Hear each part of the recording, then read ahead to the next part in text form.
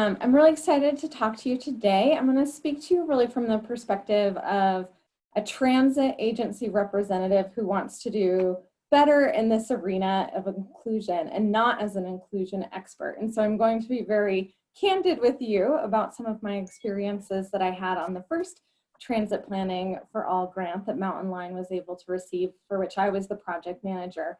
And lessons learned in that process so that hopefully you don't repeat some of the mistakes that I made originally. So our project in the first Transit Planning for All grant was what we called Move Me FLG. And it was very much related to planning processes and getting people with disabilities and older adults more deeply involved in planning. So, slide here. Our overarching goal for the project was really to reach out to seniors and people with disabilities and ensure their voices were active in our transportation planning processes.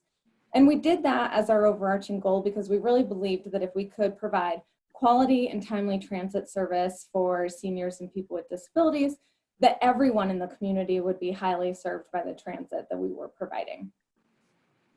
And the timing for this project was really great because we had a bunch of different planning projects going on. So we had our 5-year and long-range transit plan, the regional transportation plan, which is not a Mountain Line project, but that we're heavily involved in. The coordinated plan, we run those efforts for the 5310 coordination. The FMPO for our region was doing an active transportation master plan, and we're doing a bus rapid transit study. And so we wanted to make sure voices were brought in to all these different planning processes that were occurring at the same time. And when we kicked this project off, we started with the Pathways of Inclusion framework, and we asked people how we were doing in the community in terms of bringing them in. And so really, were we just telling people what was going to go on or what programs we were going to bring forward, or were we truly engaging them in a meaningful way to be part of the decision-making process? And in our initial goal setting, we did okay. People really felt like we were mostly just informing them rather than including them in the decision-making process. And so that was a goal for us, was to move our position along this pathway of inclusion. And so we did quite a few things to bring in outreach onto all these planning efforts. We held planning workshops where we really let people basically like play with budgets and bus route lines on maps and decide what they would do if they were us with funding, and then documented all the input that they gave us.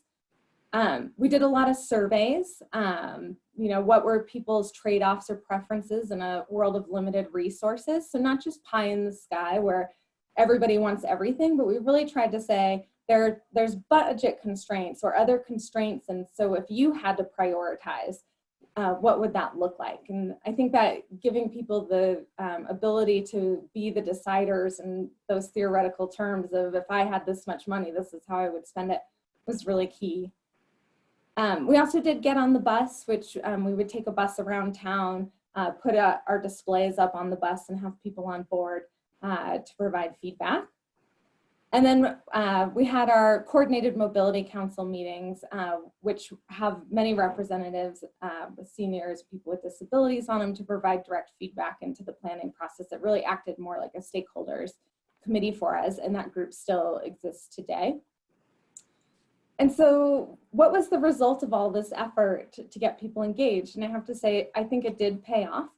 We had 15 new unique mobility ideas generated through this process. So not repetitive ideas, but distinct things that we could do. 54% of the input on our 5-year plan was all from older adults and or people with disabilities. So we felt like we had really good representation. The planning department actually added 2 staff people at this time so that we could do a better job on inclusion work and linking people to the programs that we were creating. And then we also were able to generate additional funding for our taxi voucher program through this. So really tangible outcomes of doing this inclusion work. So now is where I'm going to get really candid about what I did well and didn't do well. So meeting management, I was the program manager. I was really the only staff person assigned in a significant way to this project. And so I would host these meetings with the CMC, not sure who would show up, or other community meetings, not sure who would show up. And I would tend to get people with a variety of different disabilities and older adults that I was managing, trying to figure out how to get them to be able to actively engage all by myself. And it really came to find out that that is not a good solution for actively engaging people with a variety of disabilities at one point in time. The room we had was too small for maneuvering wheelchairs around, and I was trying to do exercises around the room, which proved difficult. I had one person who really couldn't see what I had up on the screen very well, and someone else who couldn't hear what I was saying. And so there was just a lot going on, and a big lesson was really having more staff there to facilitate a good meeting, a good lesson learned. The other thing was we wanted to do a lot of surveying. We wanted good feedback from people. So we developed a great survey and we tested it. And then we took it out to the field and it took people 15 minutes to fill it out. And that's just it was too long to get many people to engage. And so there were good lessons there too about really honing in on what it is you want people to know, finding a quick way for them to be able to answer so that you can reach a lot of people. And because it felt like long lines, or we'd have staff go out for several hours and only be able to get a couple people to take a survey because it took so long. And then just generally, it was harder and took more time than initially anticipated. So I think building that into your schedule and planning process from the get-go is really key. But ultimately, in the end, where did we end up on this pathway? It's kind of hard to say. I will say we definitely moved up, but we wanted to bring everybody up to this really engaged, level 6 where they were really providing decision making. But the truth is it was hard for us to get that many people to engage deeply. We could get a few to engage deeply, but many engaged at a, level 3 instead of a level 6. And so I think it's good to recognize there's a balance between reaching many people and getting really into deep conversations with few, and having that set as a priority from the get-go and understanding your strategy related to that you want to reach lots of people. That's hard to do at a deep level. And so having strategies for both figured out. The other big lesson I learned was in trying to get people to dive deep, they need a base level education about how budgets works, how transit work, what's the trade-off is. And so a big lesson learned, this goes back to that many versus few scenario, is that we needed to create transit advocates who understood the process and could engage with us continually over time, because there just wasn't enough time in these outreach events to bring people up to the level that I wanted to bring them up to engage. So again, both strategies are needed.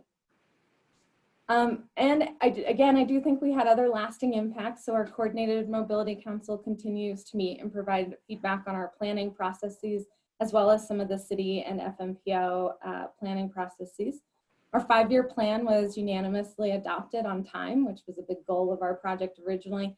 And then we actually used this input for the basis of a tax increase that we put on the ballot in 2018, which just getting something on the ballot, I think, is a big step, and having a plan for that. I will say we lost this ballot measure, but it was only by about 150 votes. So we don't think it was shot down by the voters. We'll probably try again in the near future. But I think really important, all that work we did leading up to it to even get close enough to, to lose by that small of a margin. So value of inclusion, I think it helps you as an agency really understand where the barriers are, how to design your program specifically to fit those needs. Also, what are just the small tweaks you can make to be better rather than major overhauls? We revamped our taxi voucher program. People love it now, and it didn't take much to do it, just some small things. There's also never enough money, so we needed to figure out how to prioritize, and that's a key decision, I think, to have people be included in on. And then ultimately, if it works for older adults and people with disabilities, we think it really serves everyone in this community well. So that is the end of my slideshow, and I'll turn it over to Lindsay to present on her part. So.